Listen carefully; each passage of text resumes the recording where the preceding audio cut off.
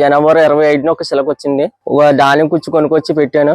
ఒక రామసిలక వచ్చింది. ఒక రామసిలక ఫిబ్రవరిలో వచ్చేవరకు 10 సిలకలు అవన్నీ. మార్చిలోకి వచ్చినప్పటికి 30 సిలకలు తయారైంది సార్.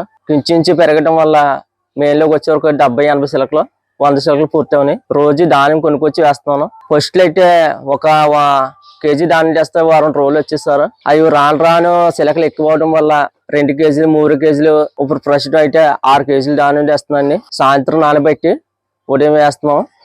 అవి రాను రాను ఇప్పుడు ఇంచు 200 రామచిలకలు వచ్చినాయి. దాంతో పాటు యాపిల్స్ కాయలు, జాంకాయలు కొనుక్కొచ్చి పెడుతున్నాం సార్.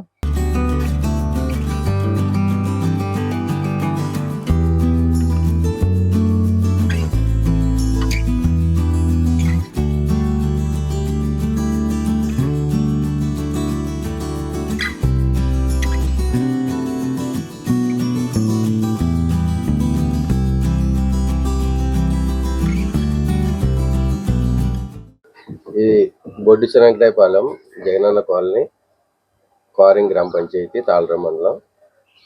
మరి ఎంతో విధంగా ఇక్కడ పరిసర ప్రాంతాల్లో మా చిన్నతనంలో అయితే ఎక్కువ రామచిలకలు, పిచ్చుకలు, వివిధ రకాల పక్షులు ఇలాంటివి చాలా బోల్డ్ వచ్చేవి, చాలా ఎక్కువ వచ్చేవి.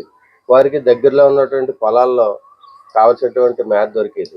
మరి ఏమైందో కానీ గత 20 సంవత్సరాలుగా రామచిలకలు కానీ పిచ్చుకలు కానీ ఎటువంటి ఏమీ లేకుండా పోయాయి.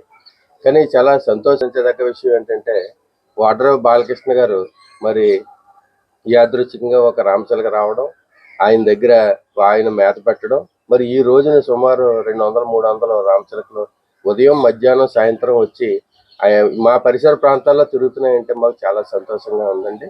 ఇలాగే ఈ ప్రకృతిని కూడా, ఇటువంటి పక్షులను కూడా మనందరం కాపాడాలి. ఇటువంటి వారిని మనందరం ప్రోత్సహించాలి.